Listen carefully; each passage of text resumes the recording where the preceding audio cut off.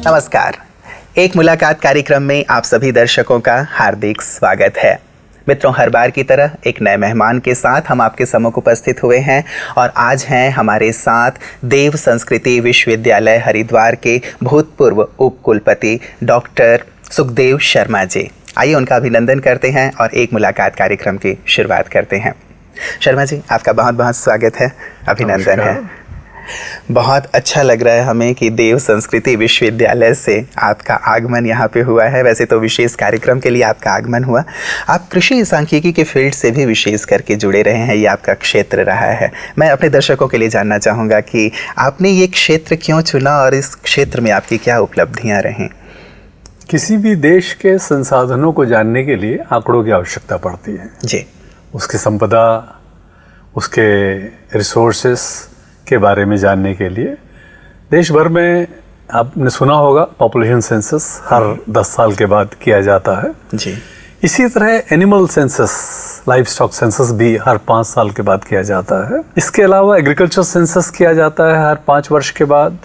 Economic census हर 10 साल के बाद किया जाता है और देश भर से आंकड़े एकत्रित किए जाते हैं। आंकड़े एकत्र करने के कई तरीके हैं और उनसे जो देश की इकोनॉमी, पॉलिसी मेकिंग, इन सब में बहुत फ़ायदा होता है। तो इसका अपना महत्व है। इसी वजह से मैंने सोचा कि एक ऐसा विषय है जी जहाँ की कृषि में भी हम आंकड़ों के बारे में, आंकड़ों को एकत्र करके अच्छी जानकारी प्राप्त कर सकते हैं। जी जी। साथ ही कृषि में शोध का अपना अलग महत्व है और शोध के लिए स्टैटिस्टिक्स की बहुत आवश्यकता पड़ती है, क्योंकि स्टैटिस्टिक्स जो है शोध के टूल्स प्रोवाइड करता है। उसमें साइंटिफिक रिसर्च को, क्वालिटी को इम्प्रूव करने के लिए स्टैटिस्टिक्स की आवश्यकता बहुत ज़्यादा महसूस की जाती है। जी जी। मैंने सोचा था कि इस विषय में रहकर मैं कुछ देश के उन्नति में कंट्रीब्यूट कर पाऊंगा। जी, इसी वजह से मैंने ये सोचा। बिल्कुल, और इसीलिए आपने, शायद मुझे लगता है कि आपने पूरा अपना जीवन इस क्षेत्र को ही समर्पित किया और ना केवल बहुत सारी रिसर्च किए, लेकिन बहुत सारे बच्चों को आप रिसर्च करवाते भी रहते हैं। विशेष करके इस फील्ड में रहते हुए आपने डॉक्टर साहब एक अनुभव तो ज़रूर किया होगा कि जब हम रिसर्च के फील्ड में जाते हैं तो बहुत सारी चीज़ों की आवश्यकता हमें महसूस होती है। उसमें हमारी एकाग्रता की बात कह लीजिए या हमारी डेडिकेशन की बात कह लीजिए। किस प्रकार की वैल्यूज़ आपको लगता है बहुत ज़रूरी होते हैं ताकि जो और भी साइंटिस्ट हैं वो इन चीज़ों पर ध्यान दे के अपने क्षेत्र में सफल हो सके? बिल्कुल ठीक कहा आपने। रिसर्च में वास्तव में एथिक्स, तो हम जानते हैं रिसर्च एथिक्स के ऊपर आजकल काफ़ी जोर भी है जी, कि रिसर्च में अगर एथिक्स का फॉलो नहीं किया जाएगा तो उसमें काफ़ी कमी आ जाती है। जैसे प्लेगरिज्म, आप जानते हैं, कोई प्लेगरिज्म ना हो, किसी किस्म का जो इन्वेस्टिगेशन किया जाए, टीम के मेंबर्स का, सभी का कंट्रीब्यूशन रहता है जी। कोई एक व्यक्ति उसका श्रेय न ले जाए, सभी को श्रेय बराबर मिलना चाहिए। जिसको जितना क्रेडिट, जिसने इन्वेस्टमेंट किया है, एफर्ट जितने किए हैं, उतना क्रेडिट मिलना चाहिए जी। ये तो जनरल एथिक्स हैं रिसर्च के बारे में। लेकिन इसके अलावा जिस प्रकार का इंट्यूशन रिसर्च को करने के लिए चाहिए, जिस प्रकार का मेथड्स अडॉप्ट करने चाहिए, उसमें स्पिरिचुअलिटी का अपना महत्व आ जाता है। चूँकि जैसा आपने ठीक बताया कि कंसंट्रेशन की आवश्यकता पड़ती है और दूरदर्शिता की आवश्यकता पड़ती है, इंट्यूशन की जी, जो कि स्पिरिचुअलिटी के माध्यम से ज़्यादा बेहतर तरह से आप विकसित कर सकते हैं। जनरली हमारे जो आजकल की नव पीढ़ी है वो स्पिरिचुअलिटी से थोड़ा परे रही है। शायद एक कमी है ये हमारे देश के रिसर्च के अंदर। मैं देख रहा था कि जैसे मैंने लेक्चर में भी अपने स्पार्क के कॉन्फ्रेंस जो हुई है उसमें एक लेक्चर दिया था जी, refining science through spirituality for ushering the golden world. उसमें आइडिया ये था कि आजकल की रिसर्च जो हम कर रहे हैं जनरली एक नेगेटिविटी रहती है, इन्वॉल्व रहती है। नेगेटिविटी क्या है? एक कॉन्सेप्ट ऑफ फाल्सिफिकेशन है कि प्रेजेंट थ्योरी की कमियां हम लोग निकालें तब हम उसके ऊपर इम्प्रूवमेंट करेंगे। कितना भी आप एक्सपेरिमेंट्स कंडक्ट करें जो सपोर्टिंग एविडेंस प्रोवाइड करता है किसी थ्योरी को, वो सफिशिएंट नहीं होता है प्रूव करने के लिए। जी जी। अगर आप एक काउंटर एग्जाम्पल डेवलप कर लें, वो नेगेट करने के लिए सफिशिएंट हो जाता है। So that is known as concept of falsification. जी जी। We falsify the present theory. तो वैज्ञानिकों में, खासतौर से नव वैज्ञानिकों में, नवयुवकों में, ये मेरी भी इसी प्रकार की धारणा रही थी शुरू में कि किस प्रकार मैं कोई काउंटर एग्जाम्पल डेवलप करूं तो कोई नई रिसर्च निकलेगी। तो ये नेगेटिविटी इनहेरेंट है। लेकिन जैसे जैसे गहरे साइंस में उतरते जाते हैं, लगने लगता है कि ये नेगेटिविटी से काम होगा नहीं। हमें सिंथेसिस की आवश्यकता पड़ती है। जी। एनालिसिस का अपना महत्व है, लेकिन सिंथेसिस और समन्वय उससे कहीं ज्यादा इंपॉर्टेंट है। इसलिए हमारे यहाँ जैसे जैसे उम्र बढ़ती थी, उम्रदराज व्यक्तियों का ज्यादा रिगार्ड किया जाता था। जी। जो कि पाश्चात्य सभ्यता में वो नहीं है। कहीं इसी विषय से उनमें फिर एंगर आ जाता है, फ्रस्ट्रेशन होता है, डिप्रेशन होता है, अनेक प्रकार के साइकोलॉजिकल प्रॉब्लम्स डेवलप हो जाते हैं। जी। और इवन सुसाइड्स भी करते हैं साइंटिस्ट, यंग साइंटिस्ट। तो ऐसी स्थिति ना आए, उससे बेहतर है कि आप स्पिरिचुअलिटी के माध्यम से जी एक तरह से सबको क्रेडिट देते हुए विन विन सिचुएशन की मैंने बात किया है। विन विन सिचुएशन के कई अर्थ होते हैं। जो मैं अर्थ लेता हूं वो ये अर्थ है, if you win then I win. आपकी जीत में मेरी जीत है। जी। और इस प्रकार का कभी अनुभव करके देखिए तो बड़ा आनंद आता है। अपनी जीत से भी कहीं ज्यादा खुशी होगी मुझे लगता है। जी, दूसरे की जीत में ज्यादा खुशी महसूस होने लगे। जी, जी। तो इसमें जो आनंद आता है वो आम जीवन के आनंद से बहुत परे है, बहुत डिफरेंट है। तो ये चीज़ कैसे लाई जाए, क्योंकि जैसे मुझे ज्ञात हुआ डॉक्टर शर्मा कि आप बहुत सारे जो यंग साइंटिस्ट हैं उनको भी गाइड करते हैं, उन्हें भी इस क्षेत्र में प्रेरित करते हैं, तो आप उन्हें आध्यात्म के लिए कैसे प्रेरित करते हैं? क्या वो करें ताकि दोनों को साथ लेके चलें? क्योंकि रिसर्च का फील्ड ऐसा है जिसमें बहुत लंबा कार्य करना पड़ता है, बहुत पेशेंस रखना पड़ता है, और ये ज़रूरी भी नहीं होता कि हम सक्सेसफुल हों। कई बार हमें सफलता नहीं भी मिलती है। तो इसलिए मुझे लगता है कि इस चीज़ की बहुत ज़्यादा आवश्यकता यंग साइंटिस्ट को है। बहुत ठीक कहा आपने। विज्ञान आफ्टर ऑल रिसर्च का मतलब ही है कोई नई चीज़ निकालना। जी जी। और नई चीज़ हर बार निकलेगी कोई आवश्यक नहीं है। बिल्कुल। आपके एक्सपेरिमेंट्स फेल होते हैं, लेकिन फेलियर भी आपको सिखाती है। विज्ञान में ये एक महत्वपूर्ण बात है, जो भी आपने एक्सपेरिमेंट किया है उसको प्रॉपर डॉक्यूमेंट करें। अगर फेलियर हुआ है तो फेलियर के कारणों को एनालिसिस करें, उसको डिटेल विश्लेषण करें और विश्लेषण करके जाने कि कहाँ कमी रही। उन कमियों को अगले एक्सपेरिमेंट में हम दूर कर सकते हैं। जी। तो एक तरह से ज्ञान का जो बढ़ोतरी होती है वो धीमे धीमे होती है, एकदम से नहीं होती, ग्रेजुअल होती है, बिट बाय बिट होती है। न्यूटन ने कहा है कि अगर मैंने दूर तक विज्ञान में देखा है तो कहीं मैं जायंट्स के कंधों पर चढ़ के देख पाया हूं, कहीं मेरे से पहले जो वैज्ञानिक जिन्होंने कंट्रीब्यूट किया है जी। उनके विज्ञान के ज्ञान के माध्यम से मैं आगे बढ़ा हूं। इस प्रकार एक महान वैज्ञानिक के अंदर ह्यूमिलिटी की फीलिंग होती है। बिल्कुल। न्यूटन ने यह भी कहा है कि we have build a lot of walls around us but not enough bridges. चारों तरफ दीवारें तो बहुत खड़ी कर दी हैं, ब्रिज नहीं स्टैब्लिश किए। तो जैसे जैसे विज्ञान में गहरे उतरेंगे महसूस होने लगता है कि हमें ब्रिजेस बनाने की आवश्यकता है, रिलेशनशिप्स डेवलप करने की आवश्यकता है, समष्टि से कनेक्ट करने की आवश्यकता है। और ये विज्ञान में जितने पुराने वैज्ञानिक बढ़ते जाते हैं उन सबको महसूस होने लगता है। जी।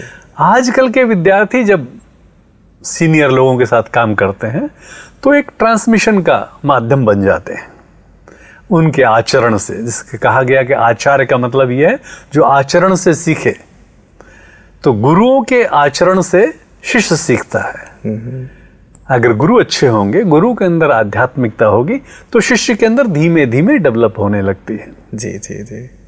तो मेरा तो यही ख्याल है। जी, बहुत खूब। अब विज्ञान और आध्यात्म, हम सदियों से ये कहते आ रहे हैं डॉक्टर शर्मा कि दोनों एक दूसरे के पूरक हैं, दोनों को साथ मिल कर के ही चलना होगा, तभी हम एक बेहतर समाज, बेहतर संसार बना पाएंगे। यहाँ इस कॉन्फ्रेंस में आकर के आपको क्या चीज़ें अच्छी लगी और यहाँ से आप क्या लेकर के जा रहे हैं और क्या क्या विशेष प्रेरणाएँ आपको प्राप्त हुई हैं?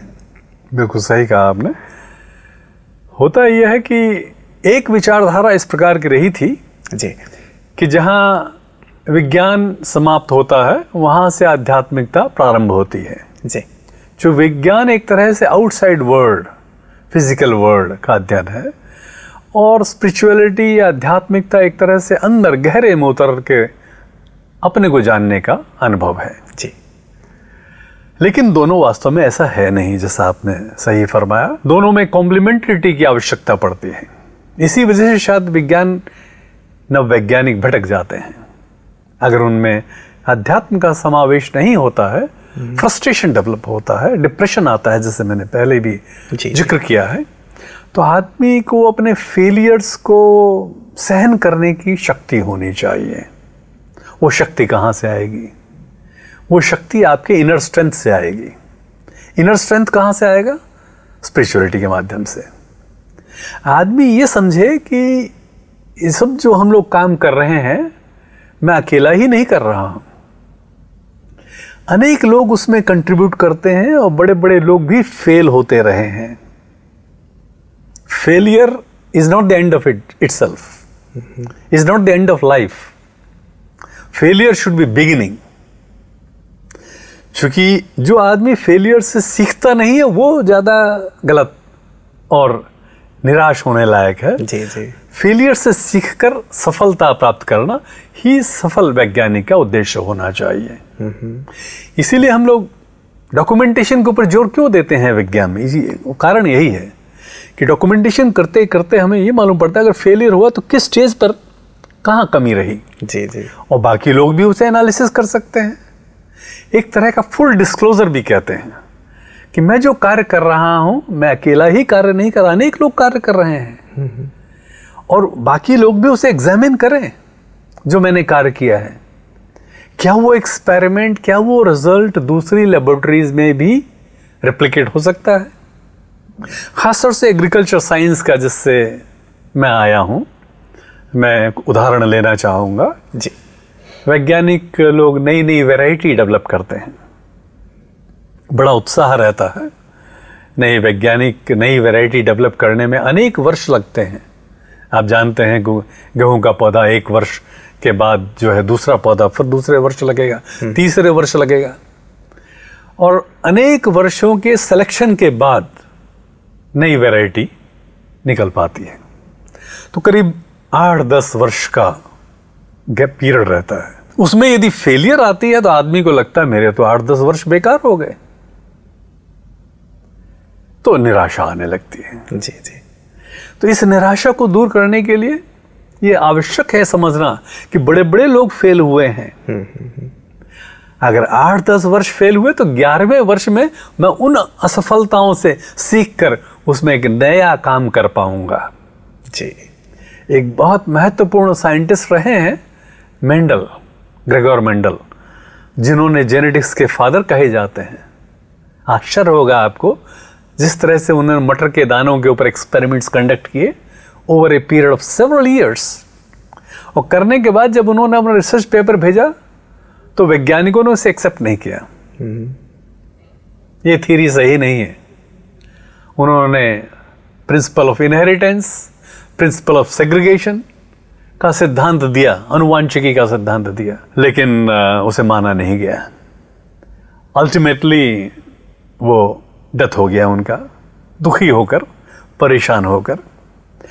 उसके 50 वर्ष के बाद जो उन्होंने डॉक्यूमेंट किया था उसको अध्ययन करके एक वैज्ञानिक बेट्स हुए हैं, उन्होंने उसके आधार पर नया उसको पुनर्जीवित किया, उनके रिसर्च को। कहा कि रिसर्च का महत्व ये है। जी तब लोगों को समझ में आया और तब वो फादर ऑफ जेनेटिक्स कहे जाने लगे, जो कि बेचारे असफल होके। तो असफलता से निराश नहीं होना है। एक बहुत ये एक नए वैज्ञानिक के लिए बहुत आवश्यक बात। बिल्कुल बिल्कुल। तो यहाँ जो आप लोगों का कॉन्फ्रेंस हुआ डॉक्टर शर्मा, तो क्या इसी प्रकार की कुछ बातें रहीं? क्योंकि रिसर्च वर्क तो आप लोग करते ही हैं, रिसर्च के फील्ड में बहुत सारी कार्य आप लोग करते हैं। आध्यात्म की इसमें क्या उपयोगिता हो सकती है, भूमिका हो सकती है, या राजयोग मेडिटेशन इसमें किस प्रकार से अपना योगदान दे सकता है? इस प्रकार की क्या कुछ चर्चा आप लोगों की इस कॉन्फ्रेंस में हुई? कॉन्फ्रेंस में चर्चाएं इस किस्म की हुई हैं कि हम लोगों ने देखा है कि मेडिटेशन के अंदर क्या क्या आवश्यकताएं पड़ती हैं। आदमी शांत हो, आदमी कंसंट्रेट करके एकाग्रता विकसित करे। जब एकाग्रता विकसित होगी तो दूर तक देखने की क्षमता भी पैदा होती है, गहराई में उतरने की शक्ति पैदा होती है, और आदमी ये समझता है कि ये सब एक डिविनिटी इन्वॉल्व है, हम सब एक दूसरे पर निर्भर हैं, म्यूचुअली डिपेंडेंट हैं, और मेरी सफलता अकेली नहीं है, कई लोगों ने काम किया है, मैं उनके कामों के ऊपर कहीं उठ के काम कर पा रहा हूं, तो जो भी मैं काम कर रहा हूं उसका क्रेडिट अन्य वैज्ञानिकों को जाता है।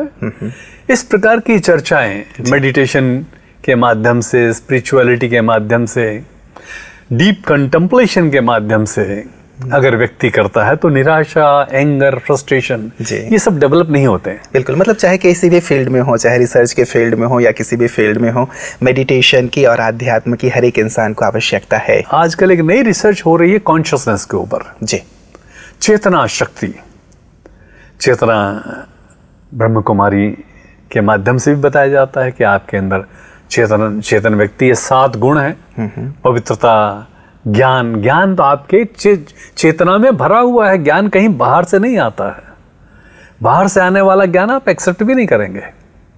जो ज्ञान आपके अंदर से पैदा होगा वही ज्ञान आपका ज्ञान है जी, बाकी ज्ञान किताबों का ज्ञान रहता है। तो कॉन्शियसनेस के एक लेवल एक वैज्ञानिक हुए हैं, हॉकिंस नाम है, उन्होंने एक 1000 पॉइंट का लॉग स्केल डेवलप किया कॉन्शियसनेस को नापने का। तो उसमें एक फिजिकल रियल में किस प्रकार मन में डर रहता है, मन में एंग्जाइटी होती है, मन में डिप्रेशन होता है, ये लोअर लेवल के उन्होंने उसके लिए ग्रेडिंग दिया है अप टू 50 एंड 100 के नीचे ये सब फियर, एंग्जाइटी, डिप्रेशन रहता है। जैसे जैसे आपका कॉन्शियसनेस लेवल ऊपर बढ़ने लगता है, 100 के ऊपर जाते हैं, तो आपके अंदर कहीं एक लगने लगता है कि I have achieved something, entitlement होने लगता है, अपनी सफलता पर गर्व भी होने लगता है, कुछ अचीवमेंट प्राप्त होने लगता है। तो आदमी का चेतना का स्तर जैसे जैसे बढ़ता है तो आदमी को फिर एक्सेप्टेंस होने लगता है, और एक्सेप्टेंस इटसेल्फ अध्यात्म का सबसे बड़ा गुण है। अगर आपने एक्सेप्टेंस कर लिया, फेलियर और सक्सेस दोनों का एक्सेप्टेंस, जी जी, तो आपके अंदर डिप्रेशन नहीं होगा, आपके अंदर नेगेटिविटी नहीं आएगी, आपके अंदर पॉजिटिविटी आएगी। आजकल आप सुन रहे हैं फार्मर्स का इतना सुसाइड्स हो रहे हैं, क्यों सुसाइड्स हो रहे हैं? ये डिप्रेशन क्यों है समाज में? कहीं अध्यात्म की कमी है। उनको ये बताएं कि अगर उनका क्रॉप फेल हो गया, this is not the end of life. एक कोई ऊपरी शक्ति है जो कि सबको देख रही है, वो सहारा देगी। बिल्कुल, ऐसी स्थिति में व्यक्ति बहुत निराश हो जाता है, चाहे रिसर्चर की बात है, चाहे आपने बिल्कुल एक सामान्य से किसान की बात कही। यहाँ डॉक्टर साहब, आप पिछले 3 दिनों से हैं प्रजापिता ब्रह्मा कुमारी ईश्वरी विश्वविद्यालय के हेडक्वार्टर्स में। यहाँ जो ईश्वरीय ज्ञान दिया जा रहा है, मूल्यों की बात कही जा रही है या राजयोग सिखाया जा रहा है, क्या आपको लगता है कि ये आध्यात्मिक ज्ञान और राजयोग ऐसी स्थिति से उबारने में व्यक्ति को मदद कर सकता है? बिल्कुल, मैंने तो जो 3-4 दिन मैं यहाँ रहा हूँ, मॉर्निंग में हम जिस प्रकार अपना परिचय प्राप्त करते थे जी, कि जनरली हम लोग बॉडी कॉन्शियस होते हैं, समझते हैं मैं ये शरीर हूँ, तो इस बॉडी कॉन्शियसनेस से कैसे बाहर आना है, इस प्रकार की एक जानकारी जी, और उसके अलावा आत्मा के गुणों के बारे में जानकारी, उसके अलावा एक कनेक्टिविटी की जानकारी, so that we feel connected with the entire cosmos. जी, हम लोग व्यष्टि से समष्टि की तरफ कैसे बढ़ें, तो इस प्रकार की जानकारी जो प्राप्त हुई है और जिस प्रकार का एम्बियंस और दिव्य वातावरण मैंने अनुभव किया है, मुझे तो अपने अंदर बेहद शांति महसूस हुई। अब मुझे लगा कि वास्तव में मुझे बार बार ऐसी जगह आना चाहिए और लोगों को भी आना चाहिए, आकर सीखें, ज्ञान प्राप्त करें, और ज्ञान के अंदर उतर कर जो आपको फ़ायदा होगा उस फायदे को ग्रहण करें, तो मैं समझता हूँ मानवता का कल्याण होगा। जी जी जी जी, मैं कुछ चीज़ें एक एक शब्दों में आपसे जानना चाहूँगा डॉक्टर शर्मा। ऐसी कौन सी चीज़ थी जिसने आपको यहाँ आने के लिए प्रेरित किया? जब आपने कॉन्फ्रेंस के बारे में सुना कि एक सर कॉन्फ्रेंस होने वाला है माउंट आबू में, कौन सी ऐसी एक चीज़ थी जिसने आपको आकर्षित किया कि मुझे जाना चाहिए? वैसे तो मैं देव संस्कृति विश्वविद्यालय से जुड़ा रहा हूँ, जहाँ की अपने में स्पिरिचुअलिटी का माध्यम है। वहाँ पर स्पिरिचुअलिटी का ही अध्ययन किया जाता है, कराया जाता है, अभ्यास भी कराया जाता है। तो वहाँ से रिटायर होने के बाद जब मैं यहाँ गुड़गांव में था तो ब्रह्म कुमारियों से एक्चुअली हमारे कई मित्र जुड़े हुए हैं। उन्होंने मुझे प्रेरित किया, मैं गया वहाँ पर। जाकर जब मैंने देखा तो बड़ा अच्छा ज्ञान मिला। ख़ास तौर से खीरा बहन है वसंत कुंज में, वो मेरे पास आई। उन्होंने कहा डॉक्टर साहब हम चाहते हैं आप माउंट आबू आएँ। माउंट आबू के बारे में मैंने सुना हुआ था। आपका एक तो आपका हेड ऑफिस है माउंट आबू तो जी, और माउंट आबू हमारा प्राचीन ऋषियों का स्थान रहा है। इसमें इतनी ऊर्जा, इतनी शक्ति है यहाँ पर भरी हुई। तो मेरे अंदर माउंट आबू के नाम से ही एक तरह से उत्साह जागृत हो गया कि यदि माउंट आबू जाना है तो मैं निश्चित जो भी मेरी आवश्यकताएं हैं, जो भी मेरी कठिनाइयां हैं, उनको परे रख के मैं जाना चाहूँगा जी। और मैंने यहाँ आकर खुद महसूस किया जी कि वास्तव में जैसा मैंने सोचा था उसी प्रकार का मेरी अनुभूति जी हुई है। बिल्कुल, बड़ा आनंद मिला है जी। कौन सी एक विशेष अनुभूति जिसकी आप चर्चा करना चाहेंगे कि ये अनुभूति यहाँ इस कॉन्फ्रेंस में आने के बाद, माउंट आबू में आने के पश्चात मुझे प्राप्त हुई है, जो अब तक मुझे प्राप्त नहीं हुए थे? आप सब लोग जो ब्रह्म कुमारी और ब्रह्म कुमार हैं, सब में एक दिव्यता का महसूस होती है। लगता है सब तपस्वी लोग हैं। जिस प्रकार सुबह से लेकर शाम तक का आपका आचरण है, व्यवहार है, और उसमें एक दिव्यता, एक तपस्वी की दिव्यता झलकती है, उससे प्रेरणा मिलती है जी। तो एक तो यही मतलब आनंद का कारण हो जाता है। गुड़गांव से जहाँ से मैं आया हूँ, वहाँ से यहाँ आपके दिव्य वातावरण में आकर जो आनंद का अनुभव होता है जी। जिस प्रकार रात को हम लोग सोते थे और सोने के दौरान जो एक अनुभूति होती थी, आनंद की प्रेरणा मिलती थी, वो शायद शहरों में उतना नहीं मिलता है जी। तो इस प्रकार ऊर्जा महसूस हुई, वाइब्रेशंस महसूस हुए, तो जो शब्दों में शायद व्यक्त करना मुश्किल होगा जी। व्यक्तिगत अपने लिए या अपने अंदर मैं क्या परिवर्तन करूंगा, ऐसा कुछ संकल्प आपके मन में आया होगा कि अब से मैं ये एक संकल्प लेके जाता हूँ या ये एक परिवर्तन मैं अपने जीवन में लाऊंगा, ऐसा कुछ आपने अपने लिए संकल्प लिया हो? मैं अध्यात्म का अभ्यास करता रहा हूँ जी। एक चीज जो हम लोग जनरली करते हैं, आंखें बंद करके अभ्यास करने का। आपके यहाँ यह है कि आंखें खोल के अभ्यास करने का। मैंने जब विचार किया कि वास्तव में भगवान शंकर की, भगवान शिव की शांभवी मुद्रा जो है वो आंखें बंद करके नहीं है जी, वो आंखें आधी खुली और आधी बंद है जी। तो शांभवी मुद्रा का अभ्यास आपके यहाँ तो वास्तव में उसका बताया जाता है कि आंखें खोलकर आप उस ज्योति को देखिए जो कि आपके भ्रुकुटी के बीच में है। स्पर्शान कृत्वा बहिर्बाह्या चक्षुश्चैवान्तरो भ्रुवो, भ्रुवों के बीच में आपका दृष्टि जी, जो आपके यहाँ बहुत अच्छा सिखाया जाता है और वास्तव में कल्याणकारी है जी। इस योग की विशेष अनुभूति कैसी रही आपकी? राजयोग वैसे भी प्राचीनतम योग कहा जाता है, हमारे भारतवर्ष का, हमारी संस्कृति का एक सुंदर अंग है। आपकी विशेष कैसी अनुभूति रही? क्या राजयोग सचमुच हमारे सर्वांगीण विकास के लिए बहुत आवश्यक हो सकता है? वास्तव में कई प्रकार के योग हैं। गीता में जो कहा समत्व योग है, समभाव में, कहना आसान है, अभ्यास में लाना मुश्किल हो जाता है। राजयोग आपका तरीका ऐसा है जिसे अभ्यास में लाना सरल तरीका है जी।